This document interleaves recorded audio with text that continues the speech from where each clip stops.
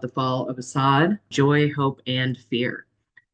So, in the last month, Syria has reappeared in discourse on the broad left and in US media punditry after a seeming hiatus since roughly 2020, when the country reached a tenuous quote unquote ceasefire agreement full of holes and accusations of violations with rebel groups. The fight and the plight in Syria has carried on all the same, and time has marched on.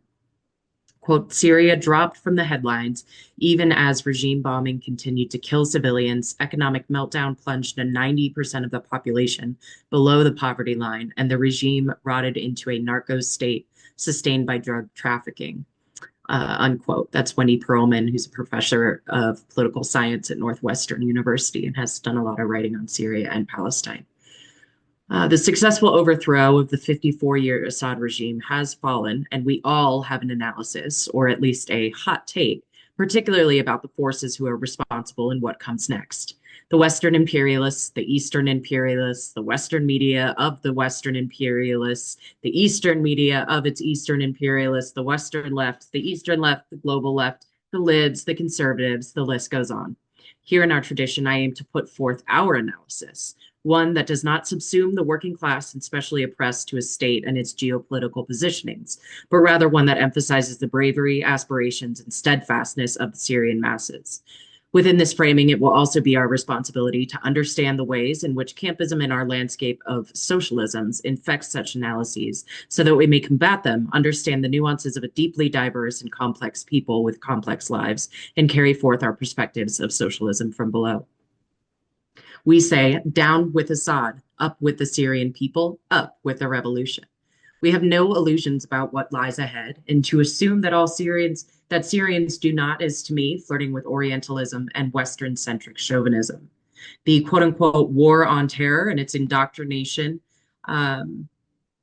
still clawing at the minds of the last few generations.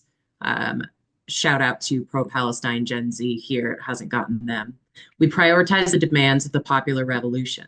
That is why we provide unwavering support for the overthrow of Assad, because finally, the Syrian masses have the potential to create space for organizing towards those goals once again. The statements of the new coalition government headed by HTS should be taken with skepticism, as their goals and ideologies do not reflect those of the popular uprising of 2011, as Shireen Akram-Boshar states in Truth Out. Quote, if Syrians continue to be able to return home, however, they might have a chance of renewing the popular progressive struggle from 2011 and building an alternative that represents society more than the current rebel and opposition forces. Work continues to be done in sectors of the left and the West and amongst Syrian activists worldwide. And we must acknowledge also that the focus of the West and its populace has shifted its vision to other geopolitical matters of states and inter-imperialist rivalries. Not without reason, our times are rife with chaos and violence, but what seems to have been lost on the left is the eyes on the Syrian people on the ground. What remains the priority right now is ensuring that the conditions exist that allow for Syrian people to organize and reignite their popular will and imagination.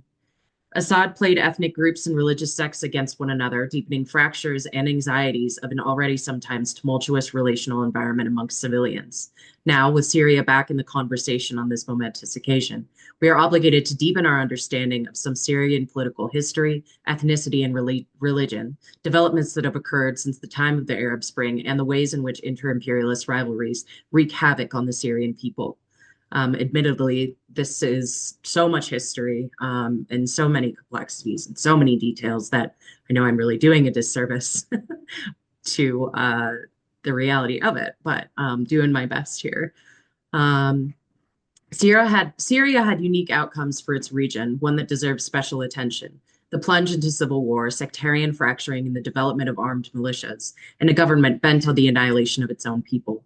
The Arab Spring's arrival in Syria prompted a brutal crackdown, unexceptional to the region, but one that evolved into a years-long genocidal campaign by the Assad regime. Organizers, dissidents, and participants have either escaped, faced imprisonment, torture, and death in one of Assad's slaughterhouses, or were killed outright. Groups developed and splintered out of the wreckage and have evolved into warring factions we see today.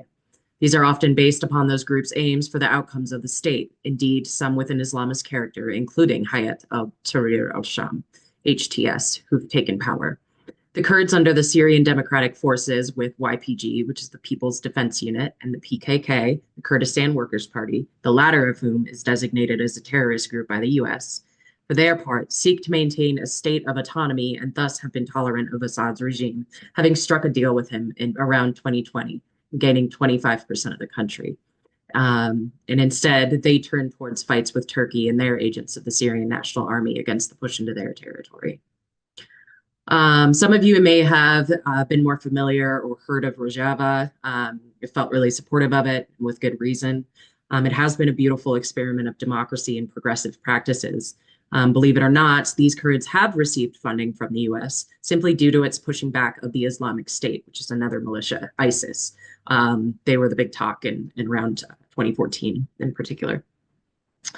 Despite their also funding Turkey, the US. This is just one example of the complexities and brain-melting dynamics of the current landscape.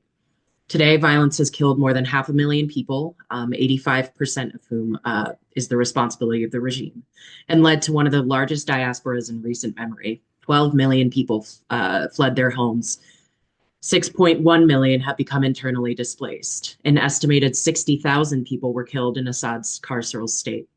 As the days proceed, more mass graves have been uncovered. Many of those who fled were young Syrian men who did so in order to flee mandatory military service, knowing that what would be required of them was unspeakable to most human beings. Here in the battle for Syria, we witness the true insanity and depravity of imperialism. Russia and Iran play puppet master to the Assad regime, having come to his rescue with barrel bombs and chemical weapons against his own people, alongside Hezbollah, aligned for the benefit of having a safe place for weapons transfers and storage, while Turkey, as a sub-imperialist, fights the Kurdish forces along its border to annex land. While playing a role, the US does so more peripherally here. This is actually an important piece. While the left and West continues to hold the line of the quote, the enemy of my enemy is my friend, they are in fact lending more rhetorical power to Western hegemony in this example, in this scenario, giving it more of a monstrous present than it actually exists right now. Overriding what is actually physically happening at the hands of their quote-unquote friends, or at least passive allies. This is one single way in which campism is bankrupt, not just practicing apologism, but justifying violence of another state simply because they aren't the US is the consequence. The Syrian people are actually, believe it or not, more historically concerned with Russia and Iran bombing their cities for the past decade. In an open letter titled, quote, Erasing People Through Disinformation, Syria and the Imperialism of Fools, penned by several Syrian writers and activists, authors state that, quote, America is not central to what has happened in Syria, despite what these people claim. The idea that it somehow is all evidence to the contrary, notwithstanding, is a byproduct of a provincial political culture which insists on both the centrality of US power globally, as well as the imperialist right to identify who the quote unquote good guys and the quote unquote bad guys are in any given context, unquote. The primary stake in this web of chaos for the US has been to eliminate the Islamic State, aka ISIS. However, the winds shift in that realm that is and has been the true concern here in the matter of Syria and the United States. The US has not provided enough funding for the overthrow of the regime, and they know it. It will, of course, be crucial to continue to observe and respond to the way the US responds to this new government. Our first enemy is at home, and our allies, the global working class and oppressed. But this applies regardless of which state actors are engaged, because no state is our friend. For Israel's part, Hezbollah is the greatest obstacle. As previously mentioned, the Assad regime has provided the space for weapons transfers and storage in exchange for its support. As we know, Hezbollah and Israel are mortal enemies, rightly so. This does not mean, of course, I'm going to throw in that we should toss in our uncritical support for Hezbollah, though, as many American socialists have, who was obliged to assist in repressing the uprising and committing violence against the Syrians on behalf of Assad. In the past decade, Israel has been targeting those assets belonging to Hezbollah and Iran to disrupt those transactions. Israel aims to keep the Golan Heights, where it was held in an uninterrupted dominion since the loss of the territory in 1967's Six-Day War. It can be argued that Israel's current positioning is one of opportunism and defensiveness alike, through bombing military and strategic resources for the new Syrian government. Because of the proxy war between Iran and Israel, the fall is beneficial for Israel only insofar as it weakens Iran. HTS in particular will need some time to be more fleshed out, though admittedly not enough here for this. When it comes to HTS, they have been governing the Idlib province for roughly the last 4 years under the name of the Syrian Salvation Government. Hayat Tahrir al-Sham is a Sunni Islamist group with the name translating to the Committee for the Liberation of the Levant. They were founded in January of 2017 after a regrouping and branding of al-Nusra, a hardline Sunni group pushing for the overthrow of Assad toward an Islamic state. This here is not the same as the group ISIS. They actually fought ISIS, the conception of an Islamic state, rather. That clashed with the main rebel coalition, the Free Syria Army. They did ally with al-Qaeda in 2013. However, their aspirations split with the former's desire for a transnational global jihad and HTS's desire for a Sunni Islamic state in Syria. At the time, they'd also desired more legitimacy internationally and made the decision to break with al-Qaeda and allegedly became more moderate. We see this clearly displayed in their current rhetoric and promises to ethnic and religious minorities in particular. We see their desire to be cooperative, establish diplomacy, and are even right now asking for removal of sanctions. This is all while declaring that Syria will be for all, which was a popular demand in 2011. But we'll wait and see. An important word arises when discussing HTS, the term Sunni. Now, many of us are at least somewhat familiar with the ethno-religious dynamics of the Middle East, but I'll go about this as a base primer as it is terribly complex and I can't spend a lot of time on it. And it does play a role in the landscape of Syria and its civil war, both politically and socially. The Sunni are the majority in the Muslim world and in Syria. Alawites, Druze, and Christians, who are 2.8% of the population after 2011, make up the smallest of the religious minorities in the country. Alawites, 10%, practice a sort of offshoot of Shia Islam, which is the largest Muslim minority group. Druze, who make up roughly 3% of the population and reside in the occupied Golan Heights, are an Abrahamic monotheistic religion described as esoteric with Islamic and pre-Islamic beliefs that diverged greatly from Shia Islam. These groups, along with the Kurds, have experienced marginalization and oppression historically and contemporarily, and this plays a role in the broad conversation we're having tonight. In fact, the Assads are from the Alawite lineage, which changed the fortunes of the sect. In the rise of the Assad regime after Bashar's father, seizure of power between 1971 and 2000, Alawites gained key positions in military and government and rose in status and privilege. Assad played into sectarian tensions to reinforce instability and coerce support from minority groups. Indeed, the sectarianism played a role in the way that militia and rebel groups split and reformed in the aftermath of 2011. One of the primary ways that Assad maintained such a tight grip on power and remained legitimate in the eyes of many amongst the Western left was a belief in the quote-unquote fair and just treatment of minority groups, or even just because the United States didn't like him. In reality, fear and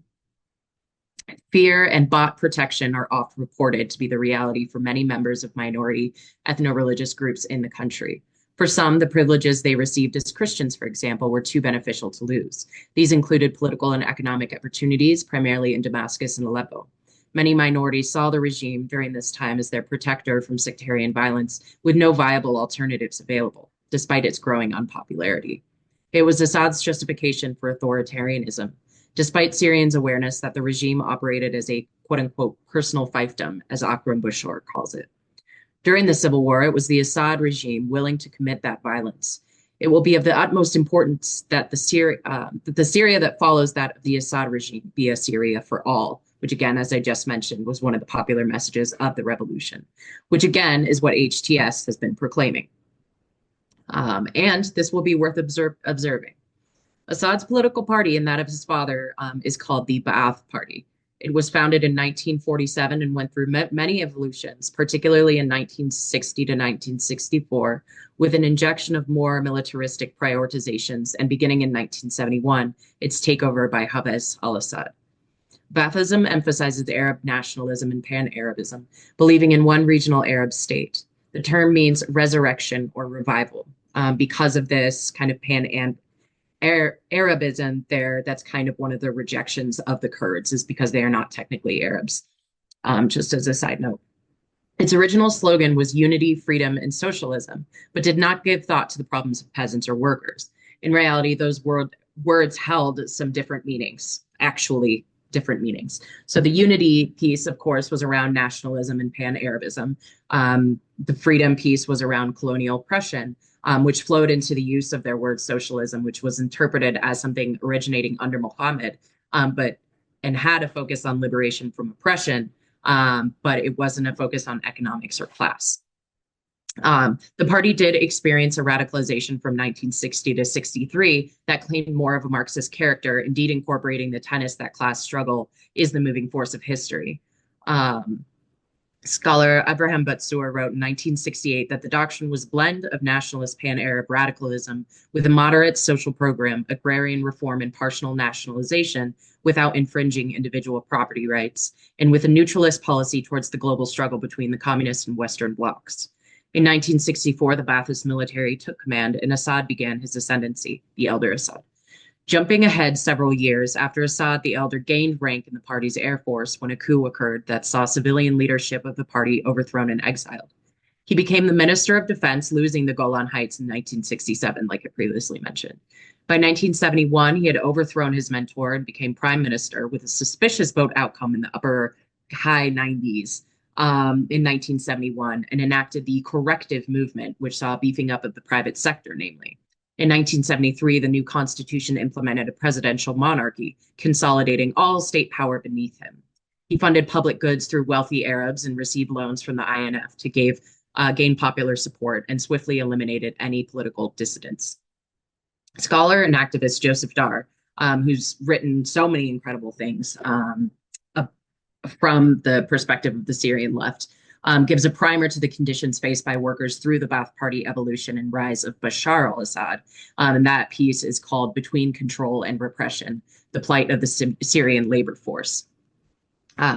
He wrote that in the late 1960s and early 1970s, the radical wing of the Ba'ath Party introduced policies such as agrarian reform, nationalization, and the creation of large public sector, which put an end to the more rigid class inequalities and simultaneously created a social security system, free state services, subsidized housing, free education, and public health care.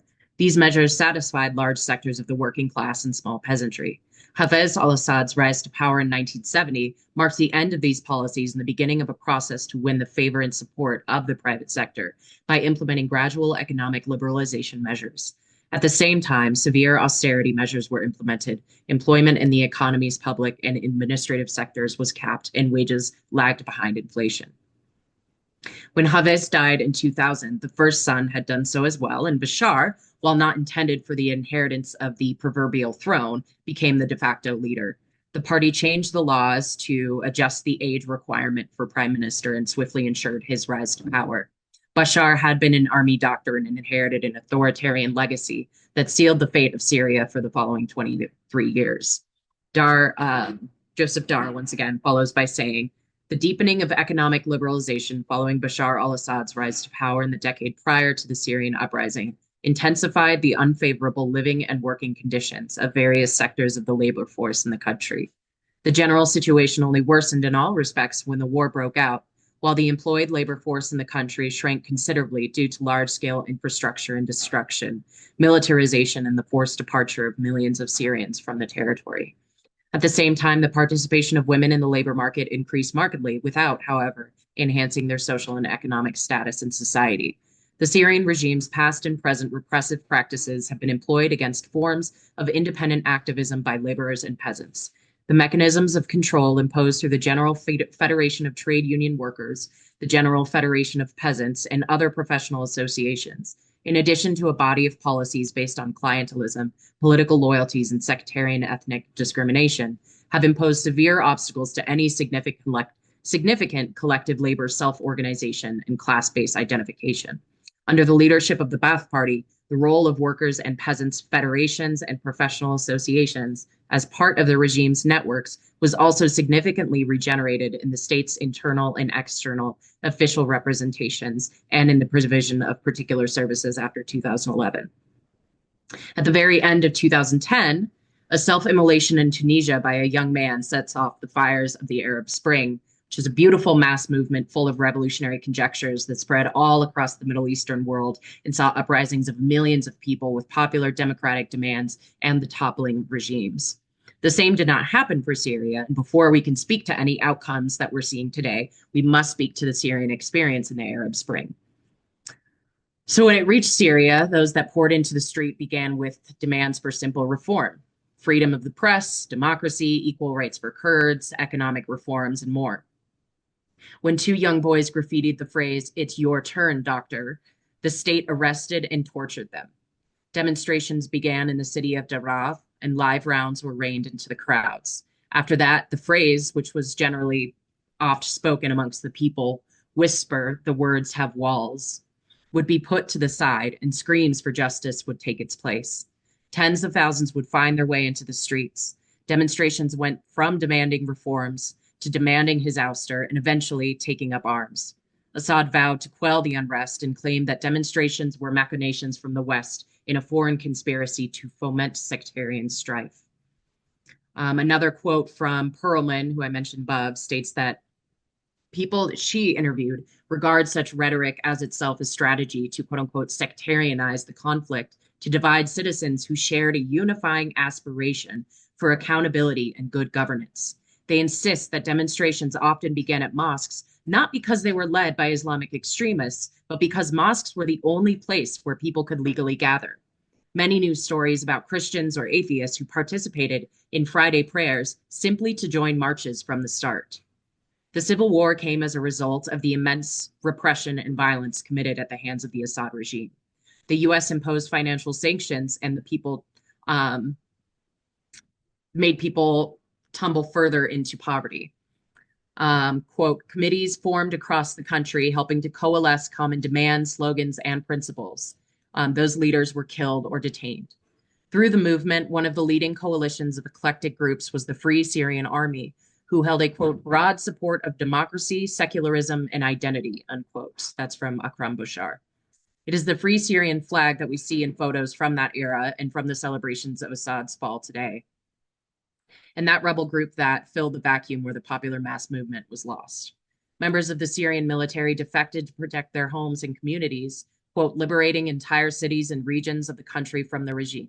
Popular civilian councils emerged to manage the newly liberated cities and to attempt to oversee the militias at a local level, unquote. To this, barrel bombs were dropped and the release of Islamist prisoners made space for progressive movement leaders in creating militias that were further sectarianized, fighting against one another. I am going to read a brief anecdote on these councils that arose during the Arab Spring. This was written by Leila Al-Shami. When the revolution broke out in 2011, Darea's youth from both Muslim and Christian backgrounds took to the streets calling for democracy and the downfall of the regime. They held flowers as a symbol of peace in the face of soldiers sent to shoot them. Many were rounded up, detained, and tortured. In August 2012, the town was subjected to a horrific massacre. Hundreds of men, women, and children were slaughtered by regime troops. This brutality only increased the determination of the resistance. 3 months later, the regime was driven out by locals who had taken up arms in self-defense. The town was now completely in the hands of the residents, and Darea's commune was born.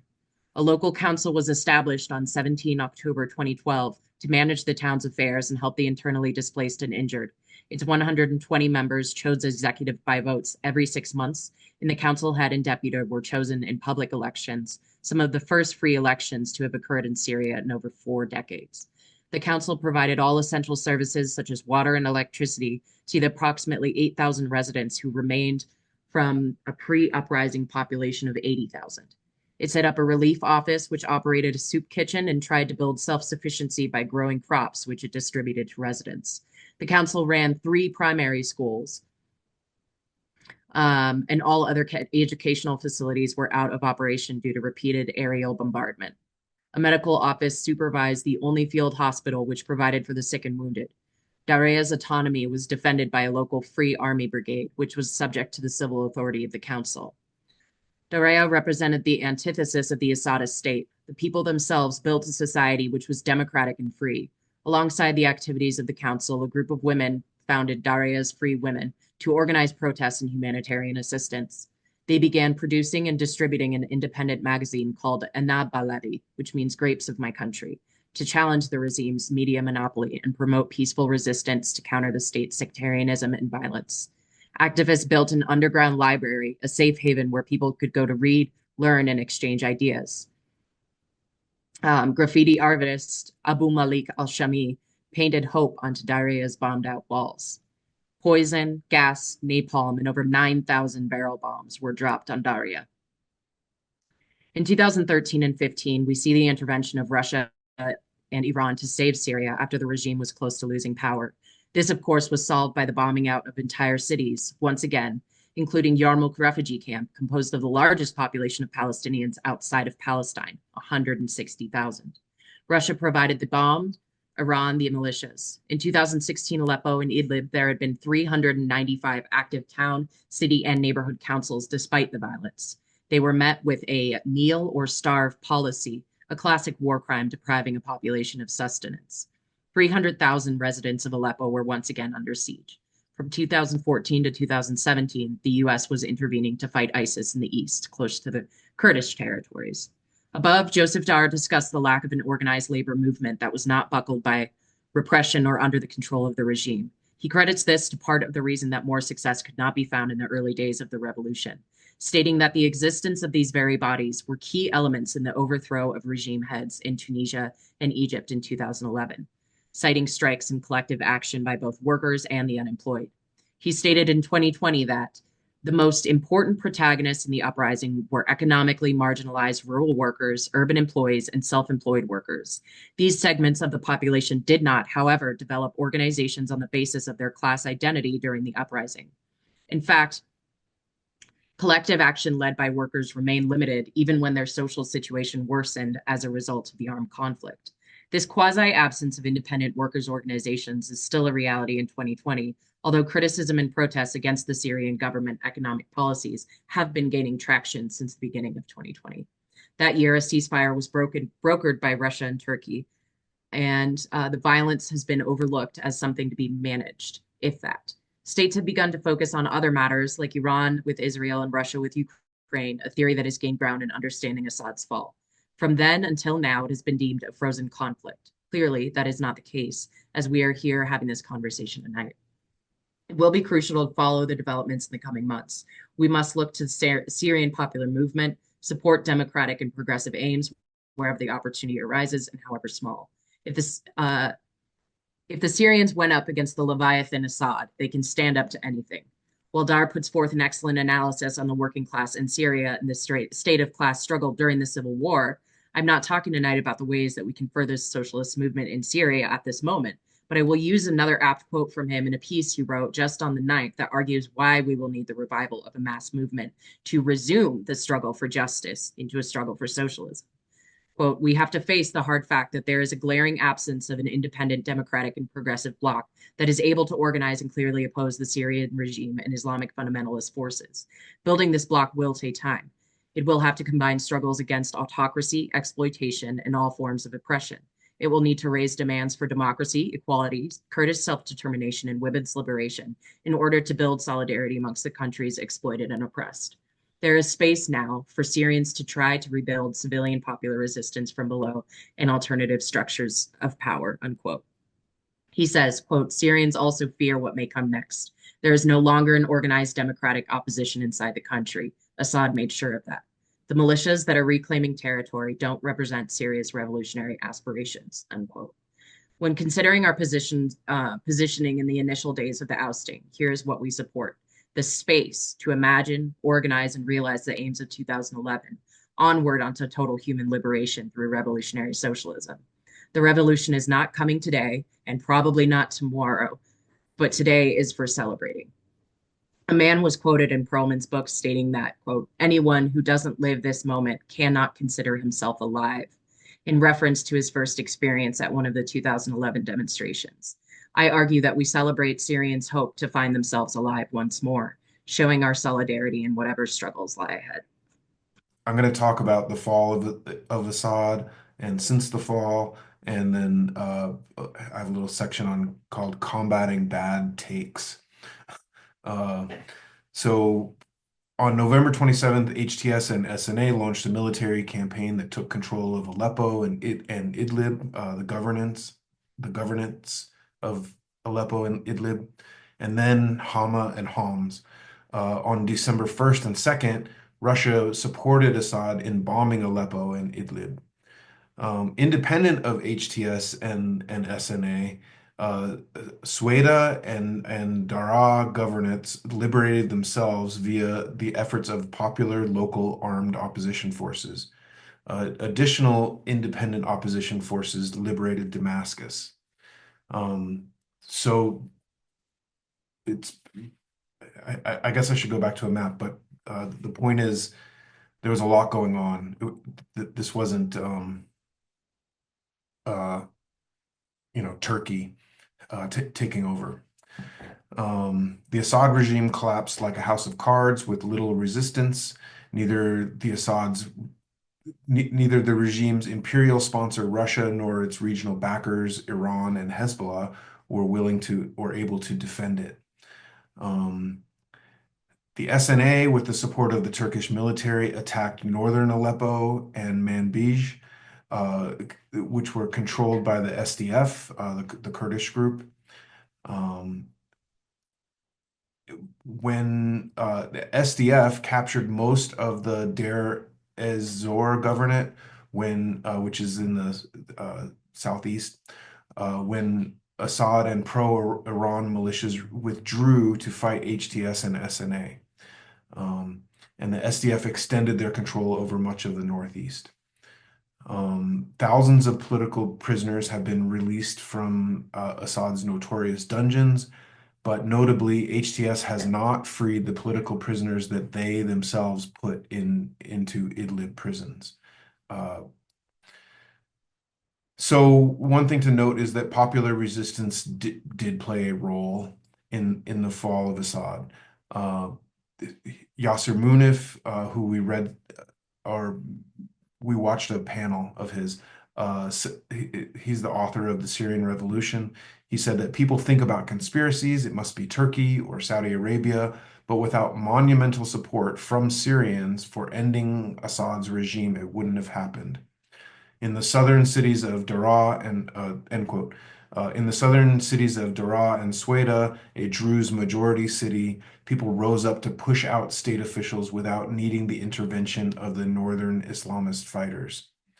The Syrian revolution that began in 2011 didn't end in 2015 when Russia barrel bombed entire cities to rescue Assad. Some of the local councils, as Chelsea spoke about, which the revolution had set up, continued. In 2017, activists in the northwestern town of Sarakib held Syria's first genuinely free election. Sorry, I'm repeating Chelsea again. Since 1954. This illustrates the depth of the revolutionary process that had unfolded before Russia and Iran intervened. And just last year, hundreds of thousands returned to the streets in more than 55 locations to protest the Assad regime. In Daraa and Sweda, workers launched general strikes. This is context is important for understanding the current moment as part of a mass phenomenon rather than a solely Islamist seizure of power. Uh, so since the fall, and there's so much has happened. So this is not meant to be a good summary whatsoever. These are just things that stood out to me, and I know there's a lot of people in this room that know more about this issue than I do. So please um, speak up when the discussion starts. But since the fall of Assad, Israel seized territory. Um, uh, and I don't think that we should view this as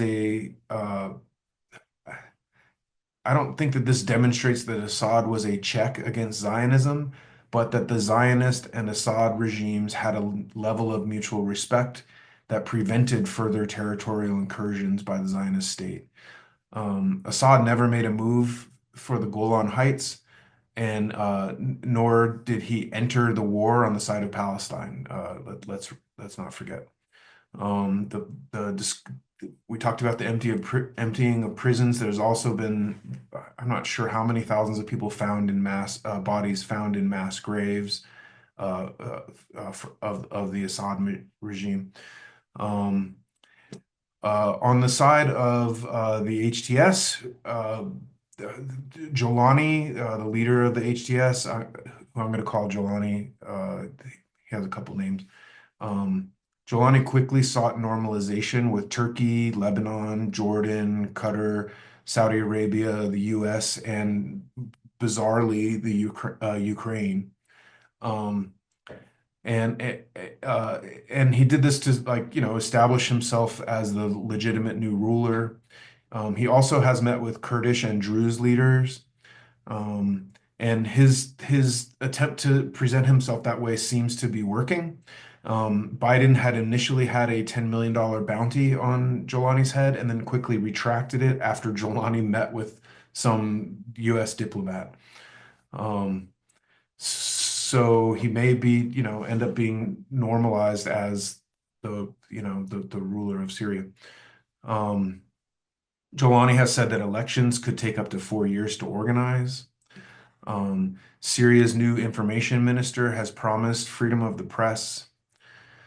Turkey and various EU countries have sought the forced repatriation of Syrian refugees.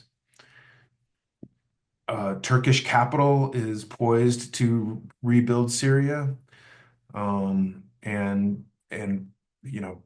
bring it under its wing.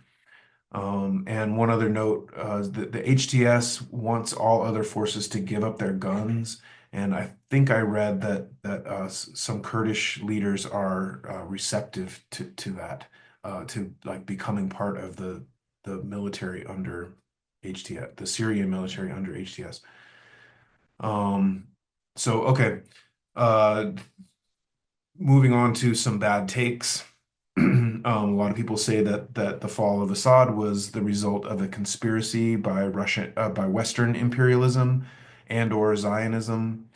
Um, I think that's a gross oversimplification, uh, or worse. HTS is not a regime imposed by the West.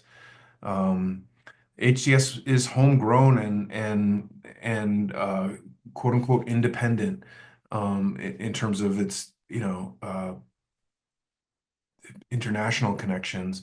It's funded by t taxes on Idlib, which it's been running for years, and by running a key border crossing, and by wealthy Syrians abroad who opposed Assad. Um, the SNA, the Syrian National Army, is by contrast a Turkish proxy. Um, so kind of no denying that. And the U.S. funds and backs the Syrian Free Army in the southeast and the Kurdish organization, the Syrian Democratic Forces in the northeast. Um, so, it's not that the US or Western imperialism isn't involved, but it's complicated. That, the Syrian Democratic Forces lost territory to the Turkish-backed SNA, for instance. Um, Tankies misread the revolution as just jihadists who Assad was right to slaughter. They downplayed the popular elements. And now they apply the same misreading to Assad's fall. And that misreading comes from their understanding of how change is made, from the top down. I think we have to avoid doing the reverse due to our bottom-up politics. We can't downplay the bankruptcy of the Islamists or overestimate the mass resistance. Um, the worst Assadists, who some have called the barrel bomb left, uh, deny Assad's brutality and dictatorship, ascribe all suffering to Western intervention, and consider Syrians who opposed Assad to be merely pawns of empire and passive political subjects. It's really gross. Um, uh, Kanan Sahin, a Kurdish, Turkish, Canadian socialist, who's in the International Socialists in Canada, said, quote, "The main enemy at home slogan has been abused. We cannot close our eyes to anything going on in the world. We must always side with the people against their own enemies at their home." So another uh, a bad take that's out there is that Assad was an ally and asset to Palestine, to the Palestinian liberation struggle, and I would say quite the opposite. Um, 15 months of genocide and repeated bombings of Syria by the Zionist entity drew no response from Assad, per the regime's long-standing policy of trying to avoid any significant confrontation with Israel. Assad also repressed and slaughtered Palestinians in Syria. Among the thousands released from the notorious Sednaya prison were 67 members of Al-Qassam brigades and 630 other Palestinians. And just days before Assad fled, Palestinians in Rommel refugee camp in Latakia held a nighttime march to call for his overthrow. This was particularly meaningful. 5,000 Palestinians were expelled from that camp in 2011 for joining revolutionary protests against the dictatorship. Another bad take is that Assad was a bulwark against Western imperialism. And well, by contrast, I would say like us, point out that Assad collaborated with the U.S., holding and torturing prisoners for the CIA during its extraordinary rendition program after 9/11. And over the decades, the US and Israel did not seek to overthrow Assad, but to maintain and weaken him. And I don't know, I don't think we can be anti-colonial or anti-imperialist while supporting tyrants. Um, from the moment Assad was on the ropes, joy, hope, and fear have coexisted in the Syrian people, in the best Marxist and leftist Syrians, and in the best Marxists and leftists in general. Joy, hope, and fear. The end of the 54 years of tyranny was celebrated in mass demonstrations that spanned ethnicities and religious sects across Syria and throughout the Syrian diaspora. These celebrations existed alongside a mixture of tentative, limited support for and fear of the emergent alternative.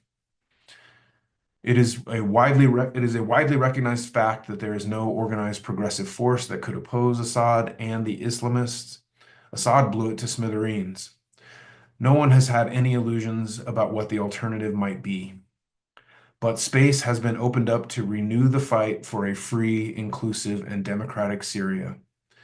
Even in light of Jelani saying elections might not be held for 4 years, the chances of rebuilding working class, civil society, and left organization in Syria have almost certainly improved with Assad gone. The fall of Assad was a precondition for the self-organization of Syria's exploited and oppressed. Now there is a question mark, where last month it was a definite no. And Chelsea already kind of mentioned the rejection of the enemy of my enemy is my friend logic. We reject this when it comes to Assad, or we did reject it when it came to Assad. Uh, the enemy of the U.S. is not necessarily our friend, and we also should apply this to the HTS, and the rest of the actors as well. Um, just because they defeated Assad doesn't mean we have faith in what they're doing or overlook their reactionary, fundamentalist politics.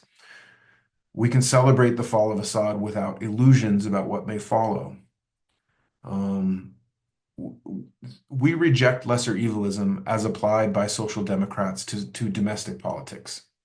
We celebrated Harris's loss even though it meant Trump won. We did the same when with Clinton, when Clinton lost to him, we celebrated that loss. So we understand that the so-called lesser evil is not a genuine alternative to the greater evil, let alone a salvation from it. So I think that campists, who are also often social democrats, take the same lesser evilist approach and apply it to international politics. And and I think we have to reject that. Um, There's no substitute for self-organization and mass struggle. No bourgeois state can help the international proletariat in this task. The emancipation of the working classes must be conquered by the working classes themselves. And anything that opens up space for that is an advance. Thank you.